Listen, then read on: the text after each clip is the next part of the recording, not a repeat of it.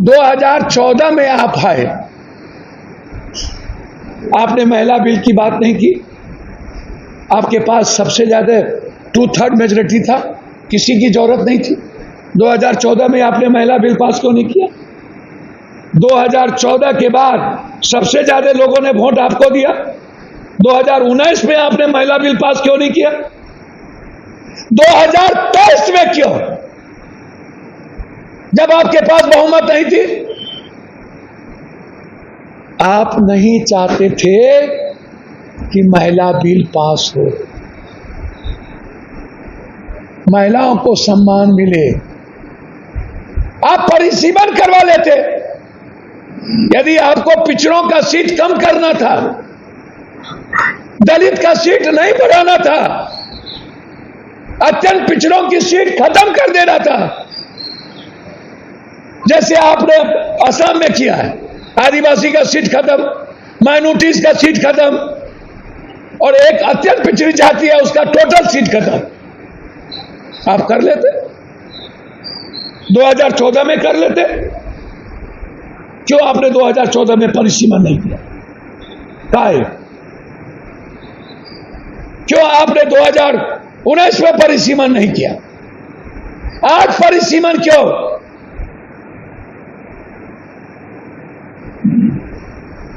आपके पास तो था बहुमत महिला बिल के लिए। 2 बार भारत की जनता ने आपको बहुमत दिया। उस वक्त आप 10 सालों तक एक बार भी महिला बिल की बात, 23 में महिला बिल की बात आई। महिला बिल सारे देश के सांसदों ने 543 पर महिला को 33% लाने की वकालत करके पूरा का पूरा दोनों सदन से पास कर दिया। राष्ट्रपति महोदया जी का सिग्नेचर हो गया। तो जब कानून बन गया तो ये गिरा कब? दस्तखत होने के बाद गिरता है क्या? महिला बिल तो गिरा नहीं, और महिला बिल तो था नहीं।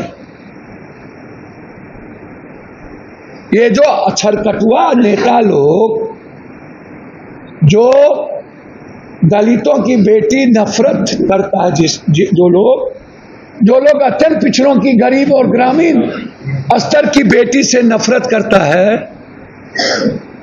वोट लेंगे आदिवासी का, वोट लेंगे ईबीसी का, ओबीसी का, वोट लेंगे जनरल महिला का, वोट लेंगे दलित का, और विरोध करेंगे। गांव की महिलाएं नहीं आए,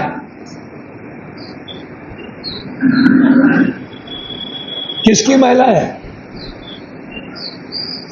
सारे महिलाओं को लाओ, जेंडर क्लास के महिला के गरीब को भी लाओ, कर दो 50% आरक्षण, 50-50 कर दो, तैयार है।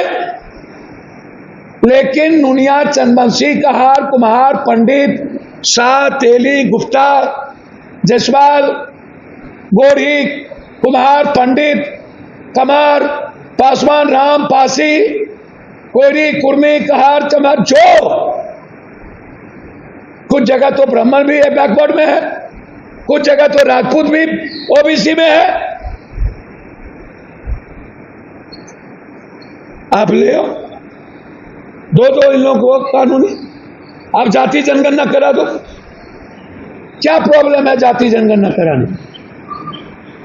आपने वादा किया था जाति जनगणना कराएंगे, आपने वो कॉलम हटा दिया। जाति जनगणना में इकोनॉमिकल, एजुकेशनल और सामाजिक आधार है, क्यों कॉलम हटा दिया आपने? क्या जो जनसंख्या आप बार बार वादा करते हो, आप पहले ही जुमलेबाजी बोल चुके हो कि ये मेरा जुमला था। आप पर क्यों भारत के 89% दलित गरीब क्यों विश्वास करे? आपने उसके आरक्षण को छीना है, आपने यूजीसी में नफरत पैदा किया है, आपने SC/SC बिल में आपने राजनीति की है।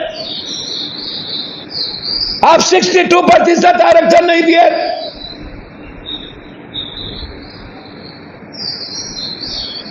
आग्रह करेंगे इन दलित नेताओं से और पिछड़ों के और अत्यंत पिछड़ों के वोट लेने वाले नेताओं से, इतिहास माफ नहीं करेगा, मिट जाइएगा आप। जो लोग बाबा साहब अंबेडकर के संविधान का सम्मान नहीं किया, उसका इतिहास मिट जाएगा। महिलाओं के सम्मान की बात लोकसभा के भीतर हो, ये मजाक का पात्र, हंसी का पात्र। विधानसभा में हो, भारत में महिलाओं को भगवान तो देवी तो बना दिया गया, लेकिन ना कभी इज्जत हुआ, ना कभी इस भारत में महिलाओं की इज्जत होगी, कभी नहीं हो। इसके लिए जिम्मेवार कौन? व्यवस्था, सिस्टम, समाज। विधवा राजा राममोहन राय और गुरु गोविंद सिंह जी ने तो बड़ी लड़ाई लड़ी थी। सती प्रथा खत्म कैसे हुआ? विधवा प्रथा खत्म कैसे हुआ? बांझपन की लड़ाई लड़ कैसे रहे? दहेज प्रथा खत्म किसने की थी? जलाए कौन? समाज के द्वारा। भ्रूण हत्या कौन कर रहा है? घरेलू हिंसा कौन कर रहा है? महिलाओं पे गिद्ध दृष्टि किसकी है? अमेरिका से लेकर के भारत तक नेताओं की। बिना नेता के रूम के बगैर 90% महिलाएं राजनीति कर ही नहीं सकती। ये तो हर दिन नेताओं का सीसीटीवी फुटेज।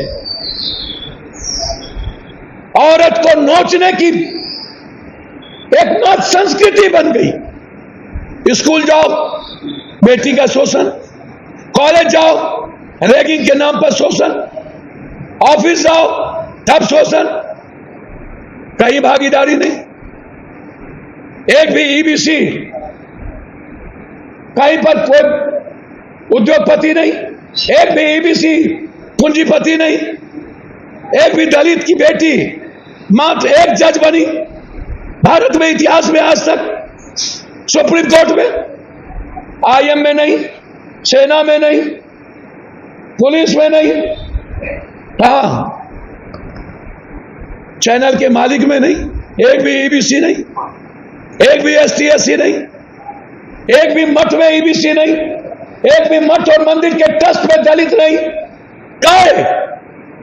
काहे? कौन बात करेगा दलित की? कौन बात करेगा ईबीसी की? कौन अधिकार की बात करेगा उसका? आयोग में एक भी नहीं, यूनिवर्सिटी में एक भी वाइस चांसलर नहीं, कॉलेज कॉपी जांचने वाला एक भी ईबीसी एसटी/एससी नहीं। कौन नंबर देगा? कहां से रोजगार आएगा? आप जनरल महिला को क्यों नहीं लाना चाहते? करिए, हम तो कोई नहीं कहता आपको ये महिला, सबको इक्वल दीजिए आप। इसीलिए आप महिला विरोधी ही नहीं हैं, आप महिला के शरीर को नोचने वाले लोग हैं। आप लोग लोकसभा और विधानसभा महिलाओं को गिद्ध दृष्टि से देखती है। मैंने सदन में कहा कि 75% नेता पॉर्न देखते हैं। सबका मोबाइल चेक करो, मोबाइल से कुछ भी डिलीट नहीं होता है, करो चेक। सारे कुकर्म का जड़ ये सिस्टम है। नेता, बाबा, पदाधिकारी और ये पूंजीपति।